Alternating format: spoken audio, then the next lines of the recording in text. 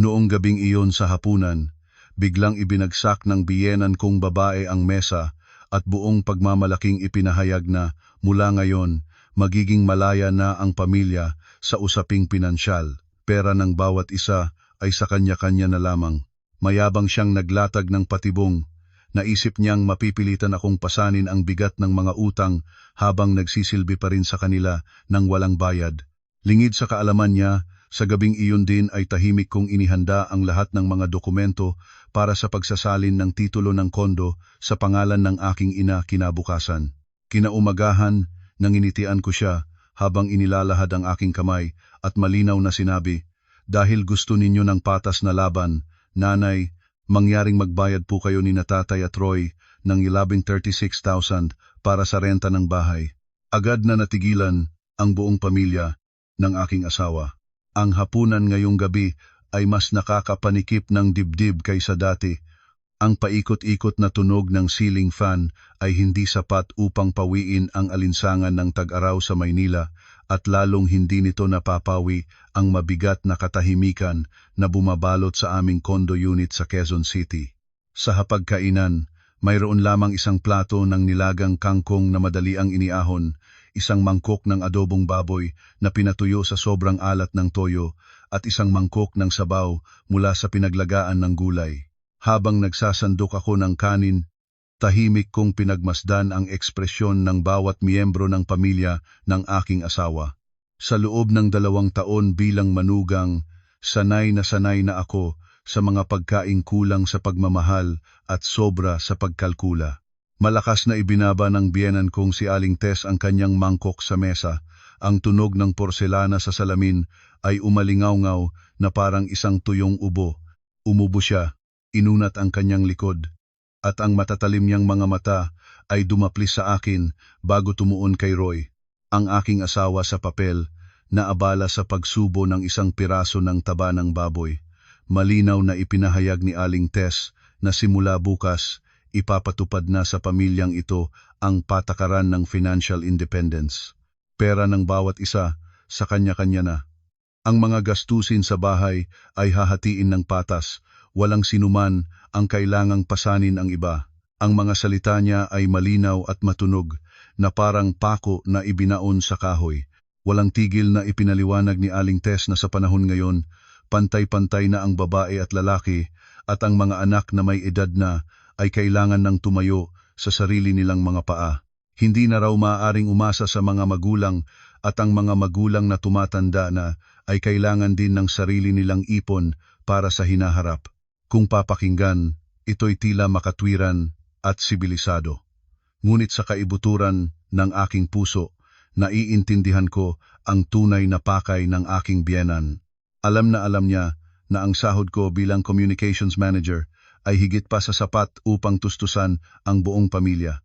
Samantala, si Roy ay isang hamak na administrative staff lamang, kakarampot ang kita, at buwan-buwan ay gumagawa ng dahilan na kailangan makipag-socialize sa mga kaibigan para humingi ng dagdag na pera sa akin. Ang pagpapatupad niya ng financial independence na batas na ito ay para pilitin akong bayaran lahat ng aking personal na gastusin. Kasabay nito, gusto niyang mahigpit na kontrolin ang kakarampot na kita ng kanyang anak. Kumbinsido siya na bilang isang manugang, tungkulin ko pa ring magluto at magsilbi sa buong pamilya niya ng libre, habang ang sarili kong pera ay kailangan kong ilabas para sa sarili kong mga pangangailangan. Ibinaba ko ang aking tingin kay Roy, ang aking asawa, na patuloy na tahimik na ngumunguya. Hindi man lang niya itinaas ang kanyang ulo para tingnan ako, at ang kanyang kawalang interes ay tila nagpapahiwatig na napag-usapan na nilang mag-ina ang bagay na ito. Isang tahimik at duwag na pagsang-ayon. Sa tabi niya, ang kapatid niyang si Lizette ay palihim na ngumingiti ng may pagwawagi, ang kanyang mga mata ay kumikinang sa hayag na kasiyahan. Ini-imagine marahil ni Lizette, mula ngayon, itong si ate na maraming pera ay matuturuan na ng leksyon ng nanay. Ang katahimikan sa loob ng silid kainan ay napakabigat na halos marinig mo na ang bawat paglunok. Itiniklop ng aking biyena ng kanyang mga braso, itinaas ang baba at naghintay ng pagtutol mula sa akin.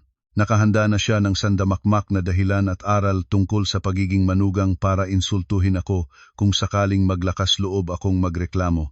Ngunit hindi ko iyon ginawa. Dahan-dahan kong ibinaba ang aking mangkok na may laman pang kanin. Kumuha ako ng isang pirasong tissue, maingat na pinunasan ang gilid ng aking labi at itinaas ang aking ulo. Tinitigan ko ng diretso ang aking biyenan at isang ngiti na pinakamaliwanag at pinakamasaya ang sumilay sa aking mga labi. Lubos po akong sumasang-ayon. Nanay, napakaganda at napakapatas po ng patakarang ito. Simula bukas, sundin po natin ang batas ng financial independence. Pera ng bawat isa, sa kanya-kanya na. Gawain ng bawat isa, kanya-kanya na. Patas hanggang sa huling sentimo. Nagpapasalamat po ako, Nay, sa napakagandang ideya ninyo. Pagkatapos kong magsalita, tumayo ako at mahinahong iniligpit ang sarili kong mga pinagkainan at dinala sa lababo, iniwan ang tatlong mukha na parang naging bato sa pagkagulat. Nakanganga ang aking biyenan, ang kanyang mga mata ay nanlaki sa hindi paniniwala sa kanyang narinig. Inaasahan niya ang pag-iyak, ang pagmamakaawa, ngunit ang reaksyon ko ay tuluyang nagpatalsik sa kanya mula sa kanyang posisyon ng kapangyarihan. Mula sa kusina, naririnig ko pa rin ang kanyang buntong hininga na puno ng sama ng loob. Ang larong ito ay sinimulan niya, ngunit ang magdedesisyon ng mga patakaran mula ay ako na. Noong gabing iyon, hindi ako makatulog. Ang malakas na hilik ni Roy sa tabi ko ay lalong nagpadagdag sa aking pagkasuklam. Ang lalaking katabi ko ay hindi kailanman nagtangkang ipagtanggol ako. Hinayaan niyang apihin ako ng kanyang ina. Hinayaan niyang pasanin ko ang utang sa pagbili ng bahay at alam lamang niya kung paano magpakasaya nang walang pakialam. Dahan-dahan akong bumangon, kinumutan si Roy at maingat na lumabas patungo sa sala. Binuksan ko ang isang table lamp na may malamyos na dilaw na ilaw. Binuksan ko ang drawer ng isang cabinet na may combination lock at kinuha ang isang makapal na folder. Nasa loob nito ang Certificate of Land Title, mga kopya ng identification card, ang aming marriage certificate, at lahat ng papeles na may kinalaman sa condo unit na ito. Habang tinititigan ko ang pangalan ko sa titulo ng condo, umaapaw sa aking dibdib ang halo-halong pait at determinasyon. Ang bahay na ito ay dugot pawis ng aking mga magulang sa probinsya dahil sa awa sa kanilang anak na nag-aasawa sa siyudad at kailangang mangupahan. Kinuha nila ang lahat ng kanilang ipon para sa katandaan na nagkakahalaga ng 5 bilyon upang ibayad bilang down payment para mabili halos ang buong halaga ng property. Ang natitirang bahagi, buwan-buwan, ay ako lamang ang naglalaan ng 14 liyama mula sa aking sahod para bayaran ang utang sa bangko. Si Roy ay hindi nag-ambag kahit isang sentimo at lalong walang inambag ang kanyang pamilya. Ngunit nang lumipat sila rito, basta na lang nila itinuring na pag-aari nila ito. Malaya silang nag-utos sa akin na parang isa akong katulong na walang bayad. Oras na para protektahan ko ang ari-arian ng aking pamilya. Binuksan ko ang aking laptop at mabilis na bumalangkas ng isang deed of donation para sa ari-arian. Bilang nag-iisang may-ari na nakapangalan sa titulo bago kami ikasal, mayroon akong ganap na karapatan na magpasya sa kapalaran ng bahay na ito. Agad kong tinext si Carla, ang matalik kong kaibigan na nagtatrabaho sa isang notaryo publiko, at hiniling na ihanda ang lahat ng kinakailangang papeles para bukas ng umaga ay mapirmahan ko ang pagsasalin ng buong bahay sa pangalan ng aking ina. Ang lahat ng aking ginawa ay naganap sa ganap na katahimikan ng gabi. Halos hindi ako nakatulog hanggang madaling araw, inaayos ang bawat pahina ng dokumento habang ang puso ko ay blanko ngunit napakagaan ng pakiramdam. Isang limitasyon ang nasira. Ayoko nang magtimpi pa. Kinaumagahan, nag-half-day leave ako sa trabaho. Dinala ko ang lahat ng papeles sa opisina ni Carla. Pagkatapos, dumiretso ako sa City Hall ng Quezon City para tapusin ang proseso ng paglilipat ng titulo ng kondo sa pangalan ng aking ina. Naging maayos at mabilis ang lahat. Nang hapong iyon, bumalik ako sa bahay na may dalang claim stub para sa bagong titulo na nakapangalan na sa aking ina. Muling naganap ang hapunan na may mabigat na tensyon. Tila naamoy ng biyenan ko ang kakaiba nang mapansin niyang wala ako sa bahay buong araw. Inihain niya ang hapunan, ngunit hindi niya ako tinawag. Malinaw niyang hinati-hati ang pagkain sa maliliit na plato. Tumingin sa akin si Aling Tess pagpasok ko at agad na nagparinig.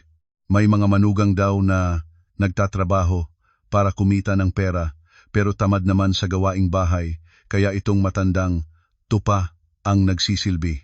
Mga walang utang na loob talaga. Nakatira sa bahay ng biyenan pero hindi marunong makisama.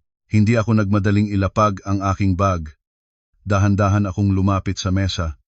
Inilabas ang claim stub mula sa City Hall at maayos na inilagay sa harap ng aking biyenan.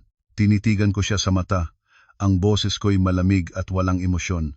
Tama po kayo. Nay, sa buhay, kailangan marunong makisama. At dahil nabanggit ninyo ang bahay at financial independence, mayroon din po akong iaanunsyo. Kaninang umaga po, natapos ko nang ipasa ang mga papeles para ilipat ang pangalan ng bahay na ito sa aking ina. Kapag nakuha na ang bagong titulo, sa kanya na po ito nakapangalan. Habang hinihintay matapos ang proseso, pumayag po ang nanay ko na ako muna ang mamahala sa property na ito. Sana po ay ingatan ninyo ang inyong pananalita at huwag ninyong insultuhin ang may-ari ng bahay. Natigilan ang biyenan ko. Ang mga chopsticks sa kanyang kamay ay nahulog at kumalansing sa mesa. Namutla ang kanyang mukha at ang kanyang mga labi ay nanginginig at hindi makapagsalita. Kakalabas lang ni Roy mula sa banyo at nang marinig niya ang sinabi ko, bigla siyang napahinto. Itinuro ni Aling Tess ang kanyang daliri sa mukha ko, humihingal at ang kanyang mga mata ay nagliliyab sa galit ngunit hindi siya makapagmura tulad ng dati. Ang biglaang hakbang kong ito ay sumapol sa kanyang kasakiman at kayabangan. Isang katahimikan na puno ng paparating na bagyo ang bumalot sa bahay ng gabing iyon. Kinaumagahan, Sabado, ang biyenan kong lalaki, si Mang Lito, ay formal nang humarap. Sa simula't simula pa, si Mang Lito ay laging gumaganap bilang isang mahinahon at hindi pala salitang lalaki, ngunit sa katotohanan, siya ang may pinakamalakas na kaisipang patriarkal sa buong pamilya. Nakaupo siya ng may autoridad sa isang silyang kahoy sa gitna ng sala, nagsalin ng isang tasang matapang na kapeng barako at tinawag kami ni Roy para mag-usap. Humigop si Mang Lito ng kape, seryoso ang mukha. Sinimulan niya ang kanyang sermon na nagsasabing kapag ang isang babae ay ikinasal, ang kanyang mga ari-arian ay dapat mapunta sa pamilya ng asawa. Pinuna niya ang aking kilos bilang padalos-dalos na basta na lang inilipat ang ari-arian sa aking ina at hindi man lang ginalang ang kanyang mga biyenan. Ibinagsak niya ang kanyang kamay sa mesa at inutusan akong kanselahin agad ang paglilipat ng titulo at ilagay ang bahay sa ilalim ng aming parehong pangalan para sa kapayapaan ng pamilya. Nakatayo ako na nakahalukip-kip sa harap ng aking biyenan, hindi man lang natinag sa kanyang autoridad. Dahan-dahan kong kinuha ang aking telepono, binuksan ang banking app at ipinakita ang detalyadong statement of account. Inilapag ko ang telepono sa mesa sa harap ni Mang Lito. Tay, hayaan niyo po akong linawin ang lahat. Nagkakahalaga po ng 80 milyon ang bahay na ito. Ang gilang 5 milyon na down payment ay dugot pawis ng mga magulang ko sa probinsya na inipon nila buong buhay nila at idiniretso sa account ng developer. Ang giyong 40,000 na buwanang hulog sa bangko sa loob ng 2 taon ay galing lahat sa sahod ko lamang. Si Roy po ay walang inambag kahit 1,000. Simula nang tumira kayo rito, hindi ako kailanman humingi ng kahit 1 sentimo para sa gastusin.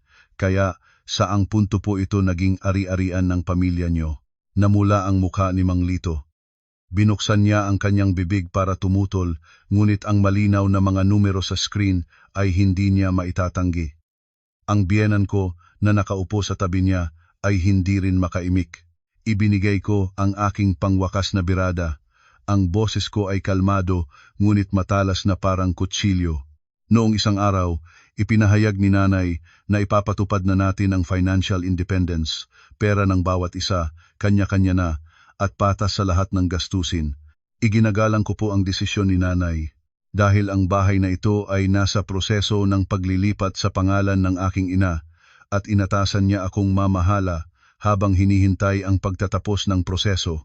Kung gusto po ninyo ni na Tatay at Roy na patuloy na manirahan dito, mangyaring magbayad po kayong 3 ng renta.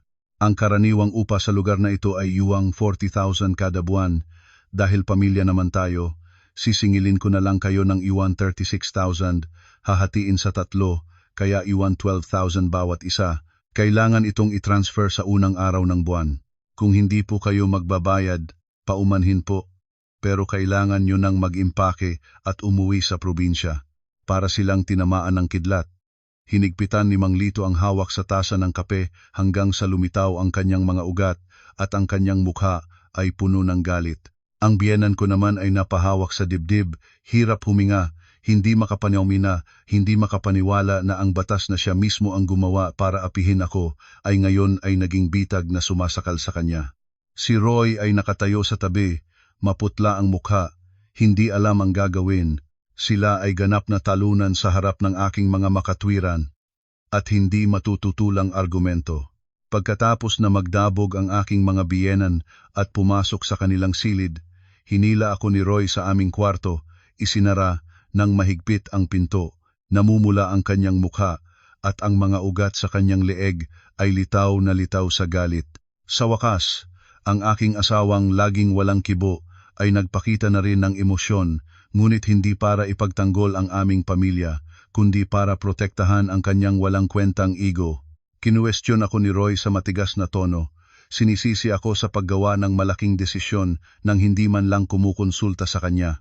Sinabi niyang, wala akong puso sa pagtulak sa kanyang mga magulang sa isang sulok, at sinira ko ang dangal niya bilang isang anak. Malakas ang boses niyang inuutusan akong ibalik ang titulo ng bahay para mapanatili ang kapayapaan sa pamilya.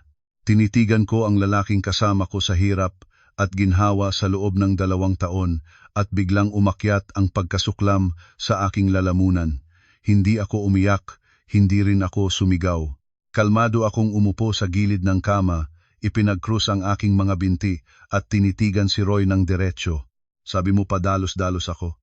Noong ipinatupad ng nanay mo ang financial independence sa hapunan, nagpaalam ba siya sa akin? O nakaupo ka rin doon, nakatungo sa iyong plato, at tahimik na sumasang-ayon habang pinipilit niya akong pasanin ang buong pamilya gamit ang dugo't pawis ko? Natigilan si Roy.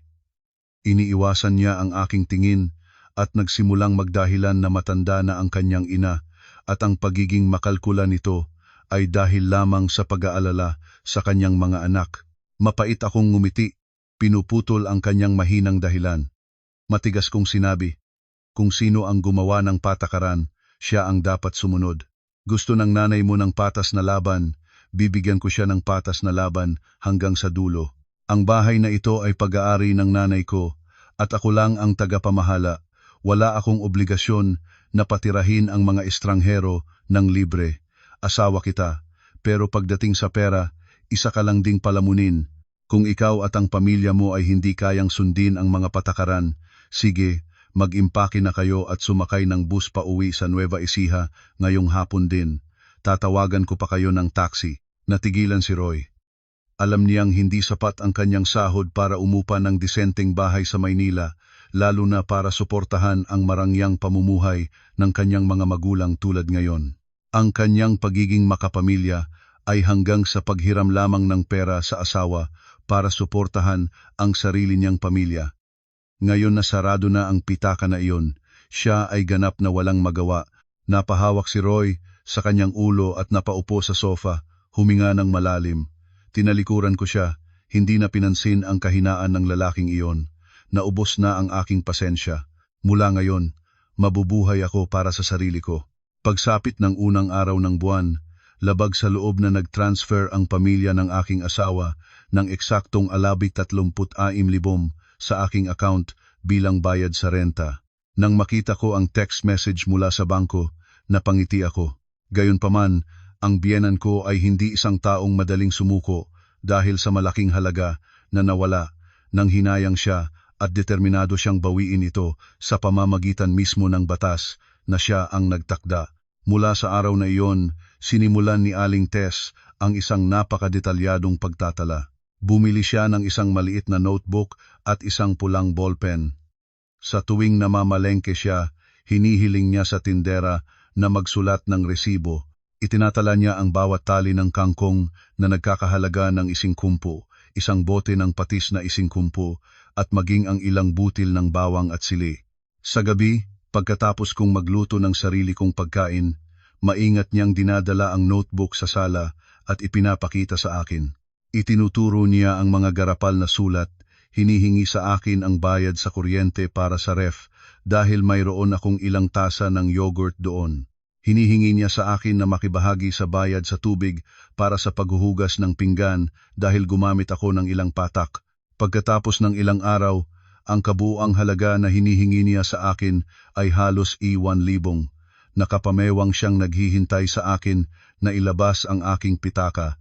Hindi ako nagpakita ng inis. Dahan-dahan akong tumayo, pumasok sa aking silid at kinuha ang isang itim na leather-bound na notebook, mas profesional kaysa sa kanya. Binuklat ko ang bawat pahina at ipinakita kay Aling Tess. Ang mga numero ay malinis at malinaw na nakasulat, detalyado hanggang sa huli. Tingnan ninyong mabuti, Nay.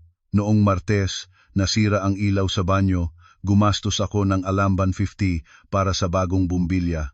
Kung nagpatawag ako ng electrician, aabutin ng 1,000,000. Dahil ako ang gumawa, singilin ko na lang po kayo ng symbolic fee na alin 200. Noong Huwebes, nagbara ang inidoro sa sala dahil sa walang pakundangang pagtapon ng tissue ni Lizette. Ako ang bumili ng pang-alis ng bara na nagkakahalaga ng 300. Ang bayad sa pag-aayos at paglilinis ng maruming banyo ay 500 Mula simula ng buwan, nagwalis ako at nagmap sa sala at nagtapon ng basura sa common areas sa loob ng 15 araw. Sa kasalukuyang rate ng mga part-time helper na awan 100 kada oras at gumugugol ako ng 1 oras araw-araw. Huminto ako, ngumiti habang pinagmamasdan ang mukha ng aking biyenan na unti-unting namumutla. Kinuha ko ang aking telepono, nag-calculate at ipinakita ang screen sa harap niya. Ang kabuuang gastos sa labor at materyales na inabono ko para sa common areas ay mahigit 3,500. Ibawas natin ang halos 1,000 ninyo para sa gulay at pampalasa, may utang pa po kayo sa akin na mahigit 1,500. Kayo na pong tatlo ang mag-usap kung sino ang magbabayad sa akin ngayong gabi. Prinsipyo po ng financial independence. Ang pagtatrabaho ay dapat may bayad, di po ba, Nay? Natigilan ang biyenan ko. Ang maliit na notebook sa kanyang kamay ay nahulog sa sahig. Hindi niya inasahan na ang kanyang manugang ay kayang maging ganito kakalkulado at matalino. Ang plano niyang makabawi sa pamamagitan ng maliliit na singilin ay nauwi sa mas malaking babayarin. Sa galit, nagpadyak siya, nagmura ng pabulong at pabalang na pumasok sa kanyang silid at isinara ang pinto ng malakas. Nang gabing iyon, si Roy ay napilitang buksan ang kanyang banking app at itransfer sa akin ang Air 2500 na may kasamang mensahe ng pagkainis. Ngumiti ako, pinatay ang ilaw at natulog. Iniisip na ang buhay na may financial independence ay talagang napaka-interesante. Simula ng gabing baliktarin ko ang sitwasyon, gamit ang aking notebook ng mga gastusin, ang aming apartment sa Quezon City ay pumasok sa isang bagong yugto, isang yugto ng matinding pagtitiis at pagsubok ng pasensya. Nang ang lahat ng pagsisikap ay may katumbas na presyo at nang matuklasan ni Aling Tess na ang sobrang pagkalkula ay nagdudulot lamang ng lugi sa sarili niyang bulsa, isang hindi maiiwasang bunga ang nangyari. Wala nang sinuman sa kanila ang gumawa ng anumang gawaing bahay. Si Aling Tess, sa kanyang kayabangan bilang isang biyenan mula probinsya na lumuwas sa syudad, ay naniniwalang ang mga babae ay likas na malinis. Naisip niyang, hayaan ko lang na maging magulo. Siguradong yang magaling na manugang na yan ay hindi makakatiis at siya rin ang maglilinis ng libre. Si Mang Lito naman ay nanatili sa kanyang ugali bilang isang padre de pamilya. Sa umaga, kailangan may nakahandang kape, kailangang malinis ang bahay, ngunit hinding-hindi siya hahawak ng walis. Si Lizette, lalo namang naging pabaya. Pag-uwi galing trabaho, basta na lang ihahagis ang bag at sapatos sa may pintuan at didiretso sa pagsiselfone. Ang asawa kong si Roy ay tila piniling magbulag-bulagan sa lahat. Maaga siyang umaalis at gabi na umuuwi. Sinasadyang iwasan ang nakakasakal na espasyo, ngunit nagkamali sila sa aking tibay. Nang mailatag na, nang malinaw ang mga hangganan, determinado akong protektahan ang aking mga prinsipyo hanggang sa huli. Nililinis ko lamang ang aking sariling pribadong espasyo. Ang aming kwarto ay tila hinati ko sa dalawa. Bumili ako ng isang mini fridge at inilagay sa isang sulok para sa aking sariling pagkain. Prutas, yogurt at mga damit ko ay ako mismo ang naglalaba at isinasampay sa maliit na balkonahe ng aming silid. Nag-aalmusal ako sa opisina, nanananghalian sa kantin, at sa gabi, kung gutom, nagluluto ako ng isang mangkok ng pansit canton o bumibili ng take-out na kanin at kinakain sa loob ng kwarto. Pagkatapos, hinuhugasan ko ang aking sariling plato at inilalagay sa sarili kong dish rack. Ang resulta ng Cold War na ito ay ang aming modernong condo unit ay naging isang malaking basurahan. Pagkatapos lamang ng isang linggo, nagsimula ng umalingasaw ang mabahong amoy mula sa kusina. Ang mga platong puno ng sebo, tirang kanin, at sabaw ay nagpatong-patong sa lababo, umaamoy na parang panis. Ang mga langaw ay nagsimulang magliparan sa paligid ng basurahan na puno na ngunit walang gustong magtapon.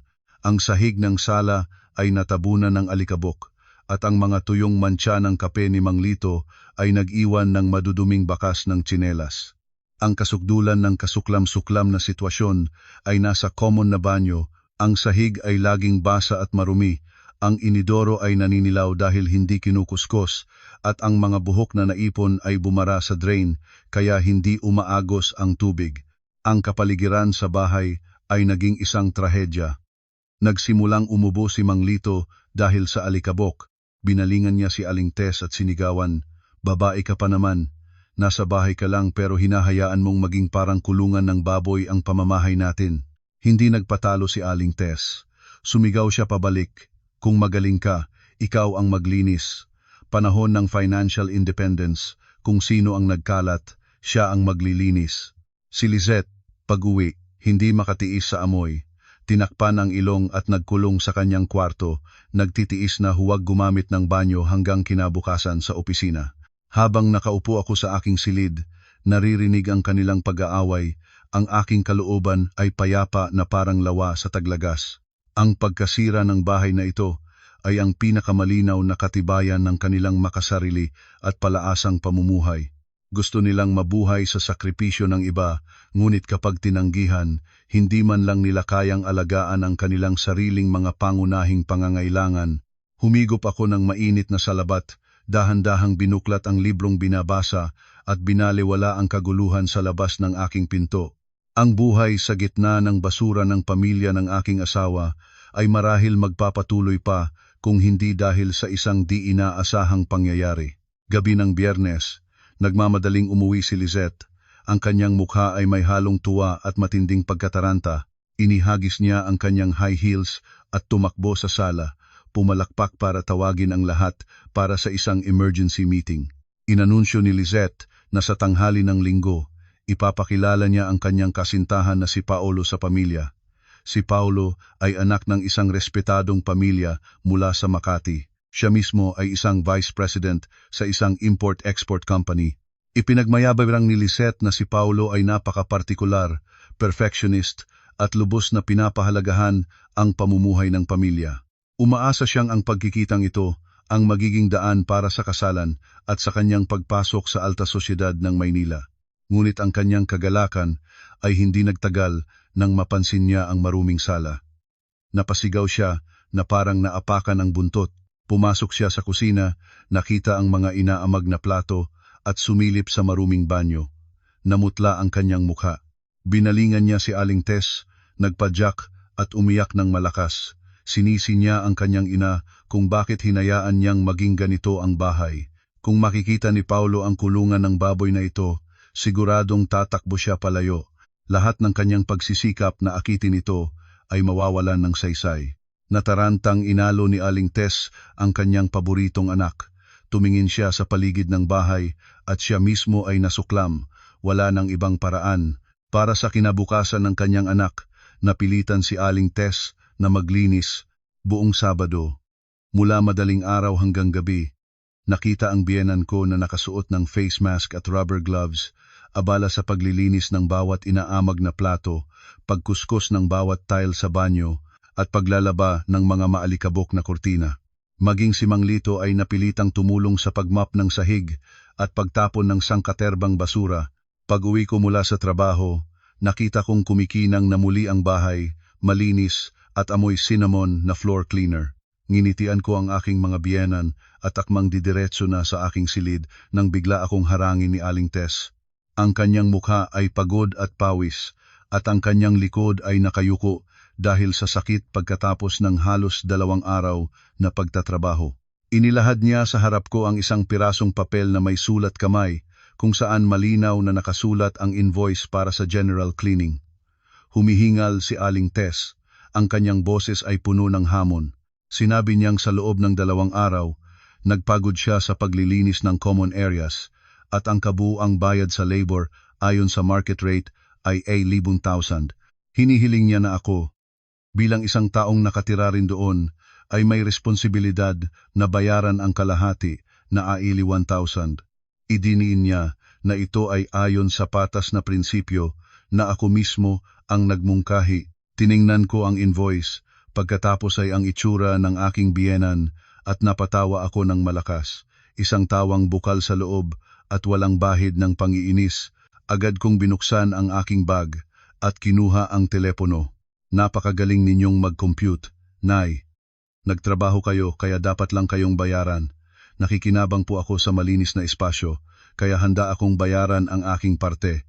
Pero, Nay, 5 po tayong nakatira rito. Kung ibabawas kayo na siyang naglinis, 4 na lang po kaming natitira na dapat maghati-hati sa alampat 2,000 na iyon.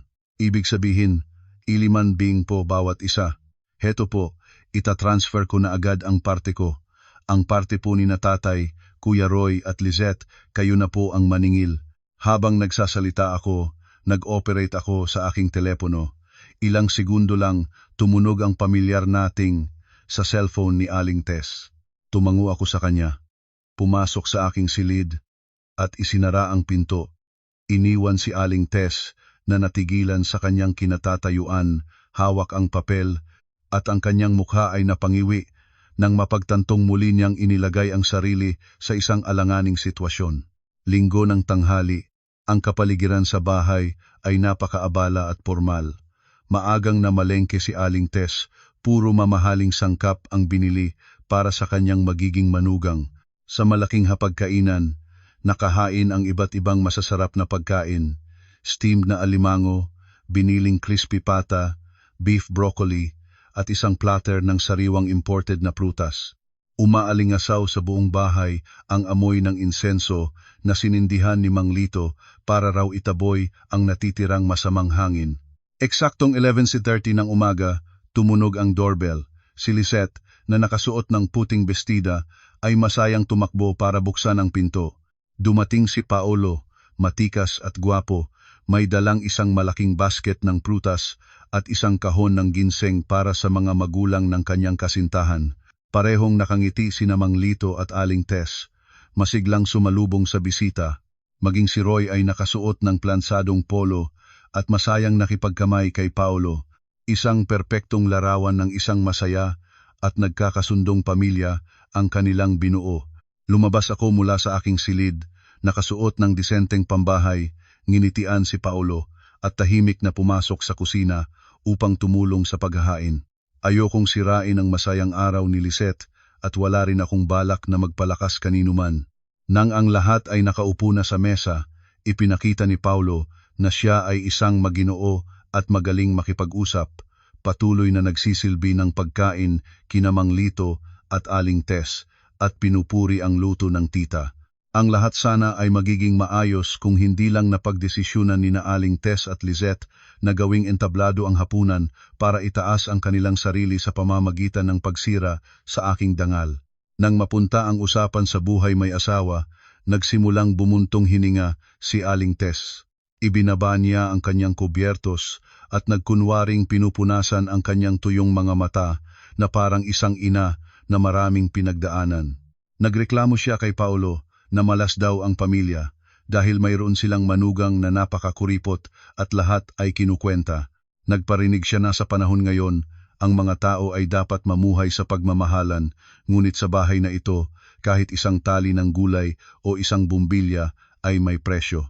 Ikinuwento niya kung paanong sa kanyang katandaan ay kailangan pa niyang magsilbi, magluto at magkuskos ng banyo hanggang sa mangawit ang likod, ngunit ang kanyang manugang ay walang pakialam at sa halip ay kinukwentahan pa siya. Si Lizette, na nasa tabi, ay agad na sumausaw. Sinubuan niya si Paulo ng baka at ngumuso habang nilalait ang kanyang praktikal na hipag. Malakas ang boses ni Lizette na nagsabing, buti na lang ang pamilya namin ay mapagbigay at hindi pumapatol sa mga taong makitid ang utak. Tiniyak niya kay Paulo na kung siya ang mag-aasawa, siguradong magiging masunurin siya at aalagaan ang kanyang mga biyenan at hindi magiging tulad ng iba na walang utang na loob. Humingop ng alak si Mang Lito, tumango-tango, na tila isang mapagparayang biyenan na tinitiis ang kamalasan sa pamilya. Ang asawa kong si Roy ay nakayuko lang habang kumakain, iniiwasan ang tingin ng lahat, hinahayaang insultuhin ang kanyang asawa sa harap ng bisita. Nakikinig si Paulo, bahagyang nakakunot ang noo. Tumingin siya sa akin, ang kanyang mga mata ay puno ng pagtataka at pagkalito. Ang peking init ng samahan kanina ay biglang naging isang paglilitis, kung saan ako ang kontrabida para itaas ang huwad na kabutihan ng kanilang pamilya. Kalmado pa rin akong ngumunguya. Hindi ako umiyak, hindi nakipagtalo. Kumuha lang ako ng isa pang piraso ng crispy pata at dahan-dahang ninamnam ang malutong na balat nito.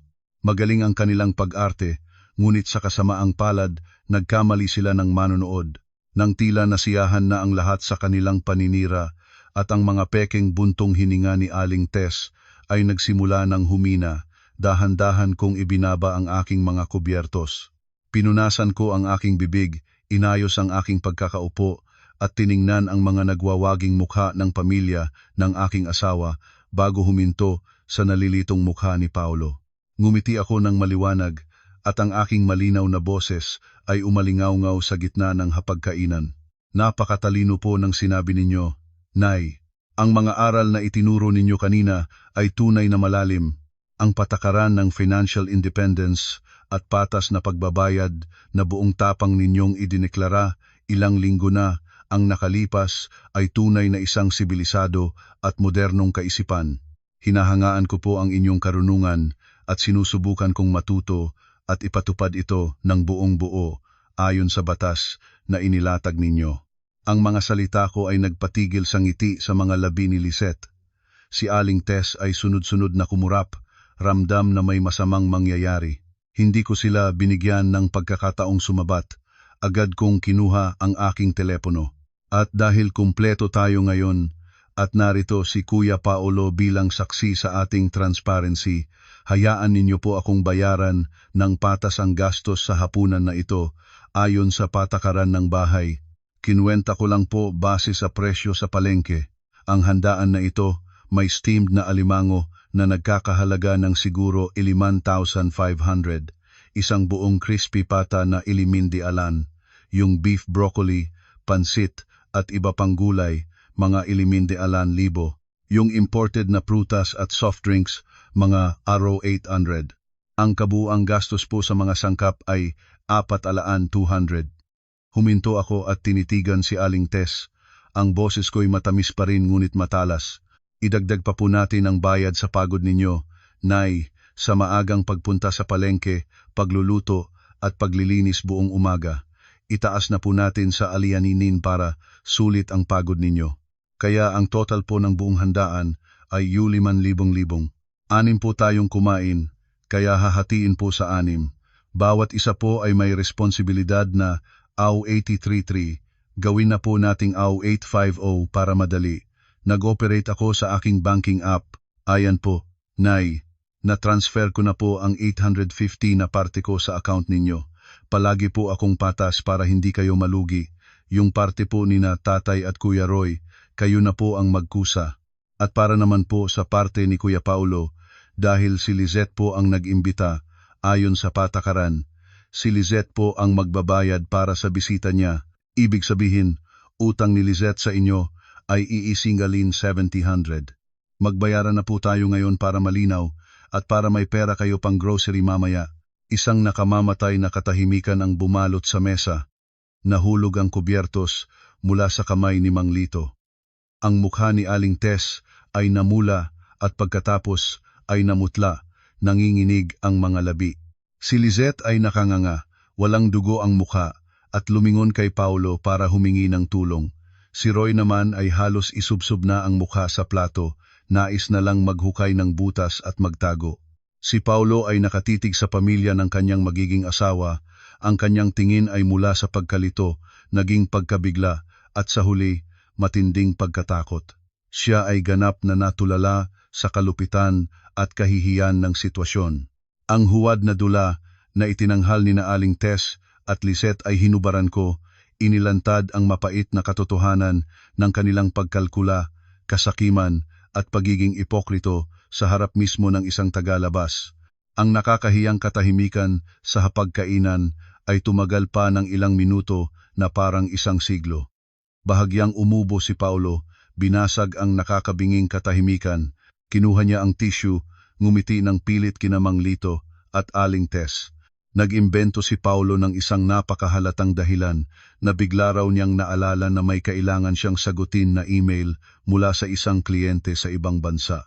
Tumayo siya, nagpaalam sa lahat at humingi ng paumanhin sa maagang pag-alis. Natatarantang tumayo si Lizette, hinawakan ang damit ni Paulo. Pinilit niyang ngumiti at nakiusap na manatili pa ito. Sinubukang ipaliwanag na biro lang ang lahat, ngunit si Paulo ay desidido. Magalang niyang inalis ang kamay ni Lizette, yumuko sa lahat at mabilis na lumabas. Ang kanyang nagmamadaling likod ay tila gustong makatakas mula sa isang lugar na puno ng lason. Ang pinto ay sumara ng malakas, umalingaw-ngaw sa buong pasilyo. Nang mawala na si Paulo, sumabog ang tensyon sa bahay.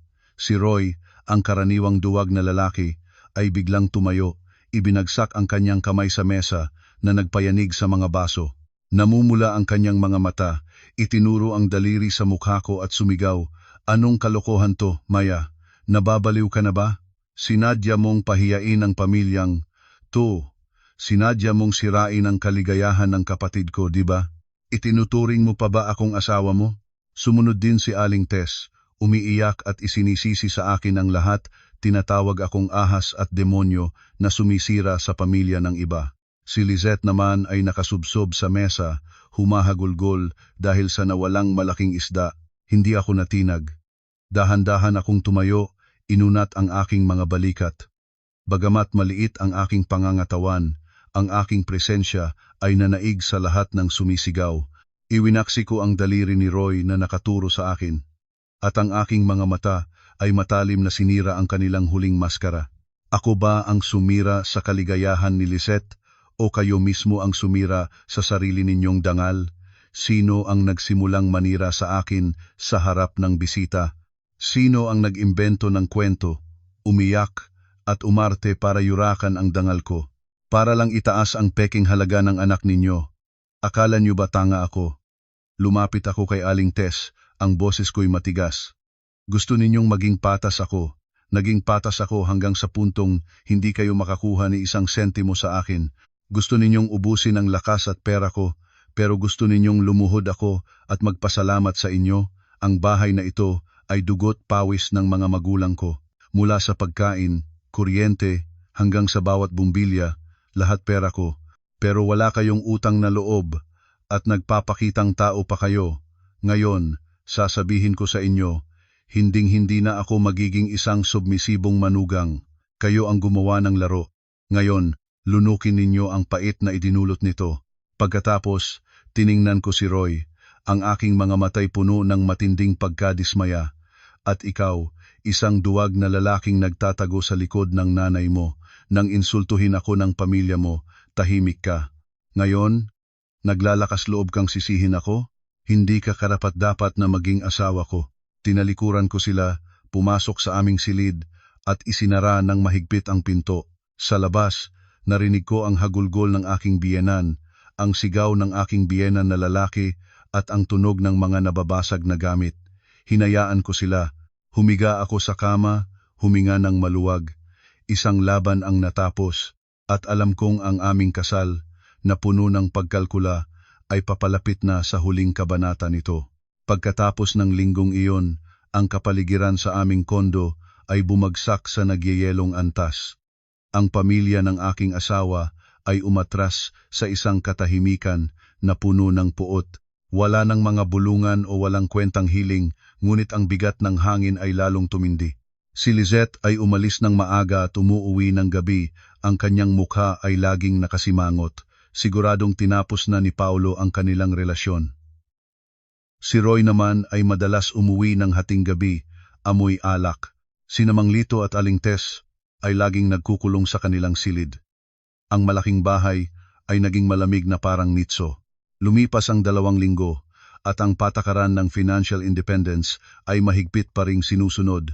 Gayunpaman, ang mahigpit na pamumuhay na sila mismo ang lumikha ay nagsimulang makaapekto sa kalusugan ng mga matatanda. Si Mang Lito na may history ng high blood pressure ay lalong lumala dahil sa stress at kakulangan sa masustansiyang pagkain dahil si Aling Tess ay nagtitipid sa pamamalengke.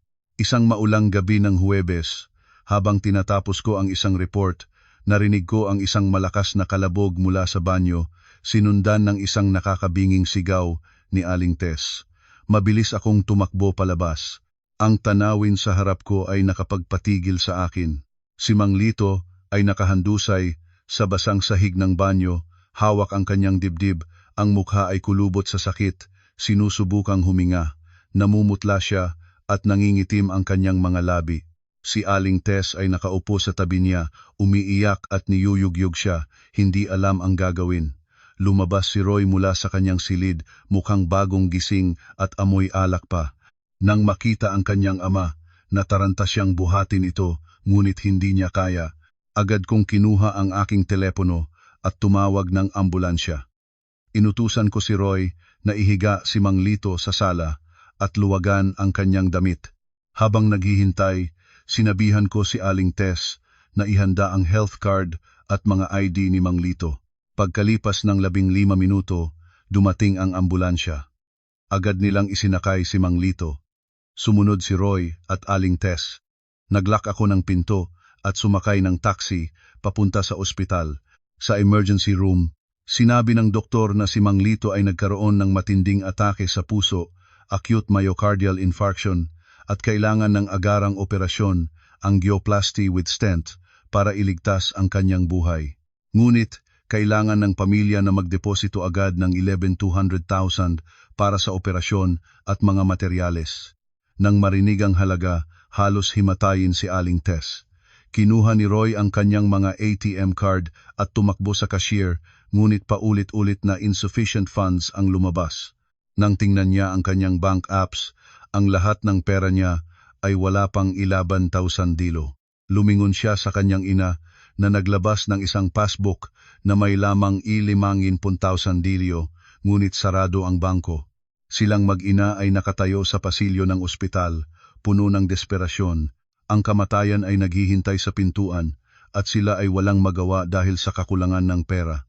Lumabas muli ang doktor, minamadali sila. Ang golden hour para iligtas ang pasyente ay malapit ng maubos. Sinabunutan ni Roy ang kanyang buhok at ang kanyang mga mata ay napunta sa akin. Ako ay nakasandal sa pader, tahimik na nagmamasid, para siyang isang taong nalulunod na nakakita ng salbabida.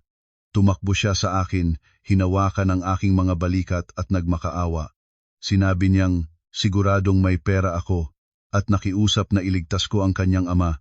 Lumapit din si Aling Tess. Sa unang pagkakataon, ang babaeng palaging mayabang ay lumuhod sa aking harapan, umiiyak at nagmamakaawa. Maya, anak, iligtas mo ang tatay nila, pakiusap.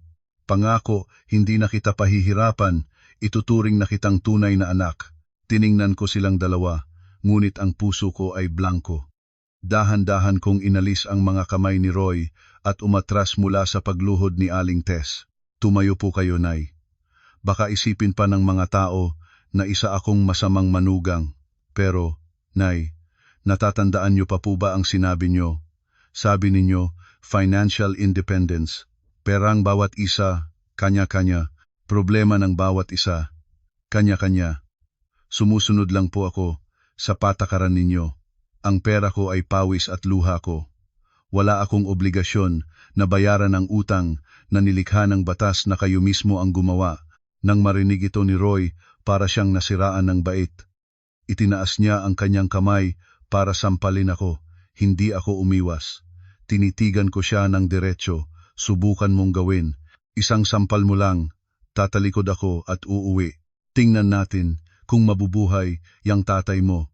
Bilang anak, hindi mo kayang maglabas ng libong para iligtas ang tatay mo, tapos gagamit ka ng dahas para pilitin ang asawa mo. Hindi ka ba nahihiya sa sarili mo? Ang kamay ni Roy ay nanatili sa ere, nanginginig.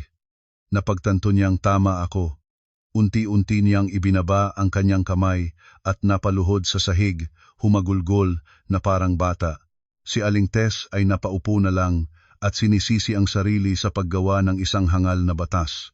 Gayunpaman, hindi ako ganoon kasama para hayaang mamatay ang isang tao. Ang pinakamagandang paghihiganti ay hindi ang itulak sila sa kamatayan, kundi ang bigyan sila ng pagkakataong mabuhay, ngunit sa isang presyo.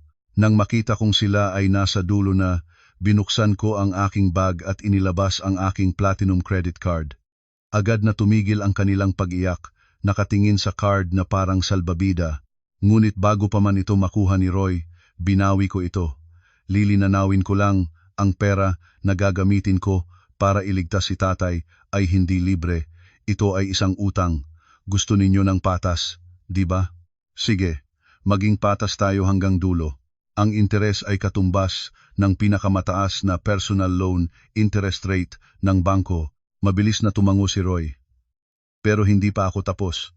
Ipinakita ko sa kanya ang isang loan agreement na tinype ko sa taxi. Basahin mo, ang utang ay 500,000. Dahil baka hindi sapat ang 1,200,000. Ita-transfer ko to sayo para ikaw na ang bahala. At dahil sa inflation at sa pagkasira ng bahay, tataasan ko ang renta sa aliban 4,000 simula next month. Kailangan ninyong pirmahan ito. Kung hindi, aalis ako. Nang marinig ito ni Aling Tess, akma siyang tututol, ngunit tinakpan ni Roy ang kanyang bibig. Alam niyang wala silang karapatang tumawad. Sumang-ayon siya. Agad kong transfer ang groen 500,000. Tumakbo siya sa cashier. Inilagay ng doktor si Mang Lito sa operating room. Ang pulang ilaw ay umilaw. Umupo ako sa isang sulok, ipinikit ang aking mga mata at pinlano ang mga susunod na hakbang para tapusin ang madilim na kabanatang ito. Ang operasyon ay tumagal ng 4 na oras. Nang matapos, lumabas ang doktor at sinabing matagumpay ang lahat. Si Mang Lito ay ligtas na. Nagyakapan sina Roy at Aling Tess, umiiyak sa tuwa. Kinaumagahan, pagkatapos kong magpaprint ng 2 kopya ng kontrata at bumili ng prutas, pumasok ako sa kwarto ng ospital. Nang ilapag ko ang kontrata sa harap ni Roy, sumabog sa galit si Aling Tess. Pinunit niya ang kontrata at ibinato sa akin, tinawag akong demonyo at manggagancho. Sumunod din si Roy, sinisisi ako sa pagiging gahaman. Kalmado kong inilabas ang isang mas makapal na folder. Nasa loob nito ang isa pang kopya ng kontrata at ang bank statement na nagpapatunay na nag-transfer ako ng pera. Ibinagsak ko ito sa mesa. Punitin ninyo yan, may 10 pa ako. Ang ebidensya ng transfer ay malinaw. Kung hindi kayo pipirma ngayon, tatawagan ko ang tatay ko. Alam naman ninyo siguro na maraming kilala ang pamilya ko na nagpapa 5,006 sa probinsya. Ipapakausap ko sa kanila ang utang na ito. Tiyak na iba ang interes na sisingilin nila. Nang marinig ang 5,006, namutla si Aling Tess, maging si Roy ay natakot. Ang kanyang kayabangan ay muling natalo ng kanyang kaduwagan. Nanginginig ang kamay ni Roy, na pinirmahan ang kontrata. Sumunod din si Aling Tess. Kinuha ko ang kontrata at lumabas ng silid ng walang lingon-lingon. Pagkalabas ni Mang Lito, ang aming bahay ay opisyal na naging isang nakakasakal na upahang bahay. Si Roy at ako ay naging akridor at may utang.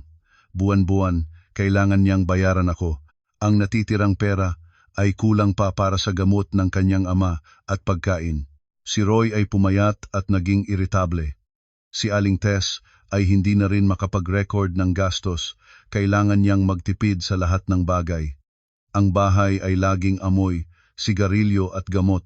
Pinapanood ko ang kanilang paghihirap, ngunit walang kasiyahan sa aking puso. Pagod na ako. Hindi maaaring mabuhay ang isang kasal sa mga resibo at kontrata ng utang, oras na para palayain ang aking sarili. Nang gabing iyon, kinausap ko si Roy. Maghiwalay na tayo, pareho lang tayong nagiging miserable. Ayoko nang manirahan kasama ang mga taong hindi ko na nirerespeto. Natigilan si Roy. Nagpatuloy ako. Tungkol sa bahay, papayag ang nanay ko na bilhin ninyo ito sa orihinal na presyo na 1 milyon. Bayaran ninyo ang lahat ng nagastos ko. Kung hindi, may 1 buwan kayo para umalis. Ang divorce papers ay nakapirma na, nasa mesa na. Hindi ko na hinintay ang kanyang sagot. Pumasok ako sa aking silid at nagsimulang mag-impake. Nag-arkila na ako ng isang maliit na apartment malapit sa opisina. Ito na ang huling gabi ko sa lugar na ito. Bukas, puputulin ko na ang lahat. Kinaumagahan, nakita ko ang divorce paper sa mesa. May pirma na ni Roy, nanginginig at magulo. Walang pag-aaway. Ang pagod ay umubos na sa lakas ng lahat. Tahimik kaming pumunta sa korte para mag-file. Pagkatapos ng ilang linggo, kami ay opisyal ng mga estranghero. Bumalik ako sa huling pagkakataon para kunin ang natitirang mga gamit ko. Hinihintay ako ni Roy sa labas. Sinubukan niyang mag-sorry na aminin ang kanyang mga pagkakamali, ang kanyang kaduwagan. Ang sorry mo ay wala ng halaga ngayon, sagot ko. Ang respeto at pagmamahal ay hindi na maibabalik ng sorry. 1 buwan. Kung hindi mo mabibili ang bahay, ibebenta ito ng nanay ko. Alagaan mo ang pamilya mo. Paalam. Sumakay ako ng taxi at iniwan ang lahat. Ang buhay ko ay sumigla. Ako ay na-promote bilang communications director. Nakabili ako ng sarili kong luxury condo. Isang araw, nakatanggap ako ng tawag mula kay Lisette. Umiiyak siya. Buntis daw siya. At ang ama ay si Paulo. Pagkatapos ng hapunan na iyon, iniwan siya ni Paulo. Sinabing hindi niya kayang pumasok sa isang pamilyang tulad ng sa kanila mapagkalkula at ipokrito. Itinaboy siya ng pamilya ni Paulo. Humihingi siya ng 11,200 para magpa-abort. Bumuntong hininga ako. Ito ang karma. Naawa ako sa kanya. Sige, ita-transfer ko, sabi ko. Hindi mo na kailangang bayaran. Gawin mo itong aral. Pumunta ka sa isang disenteng ospital. Sa buhay, kailangan mong maging tapat para respetuhin. Pinatay ko ang tawag at nag-transfer ng pera. Isang gabi ng Pasko, pagkatapos ng party ng kumpanya, habang naghihintay ako ng taxi, may narinig akong kaguluhan sa isang eskinita. Isang grupo ng mga lalaking may tattoo ang kinukuyog ang isang payat na lalaki. Si Roy. Umiiyak siya. Nagmamakaawa. May utang pala siyang 5 milyon sa mga loan shark para sa pangalawang operasyon ng kanyang ama. Nagpakita ako. Tumawag ako sa tatay ko. Tay, kailangan ko ng kalahating milyon, pambayad sa huling utang ng pamilya ni Roy, para matapos na ang lahat. Pumayag ang tatay ko. I-transfer ko ang pera sa mga loan shark. Umalis sila. Tumayo ka, sabi ko kay Roy. Bayad na ang utang mo. Mula ngayon, wala na tayong anumang koneksyon. Tapos na ang lahat. Umiiyak siyang nagpasalamat at sinabing uuwi na sila sa probinsya. Tinalikuran niya ako at naglakad papalayo. Sumakay ako sa taxi, iniwan ang lahat ng madilim na nakaraan. Makalipas ang 1 taon, binili ko ang aking pinapangarap na kondo. Nag-hire ako ng isang kilalang interior design firm. Doon ko nakilala si Anton, ang head architect. Gwapo siya, mabait at profesional. Kabaligtaran ni Roy. Naging malapit kami habang ginagawa ang aking bahay. Ikinuwento ko sa kanya ang aking nakaraan. nakikinig siya ng may pag-unawa. Nang matapos ang bahay, sa gitna ng aking magandang sala, lumuhod si Anton. Hawak niya ang isang kahon ng singsing.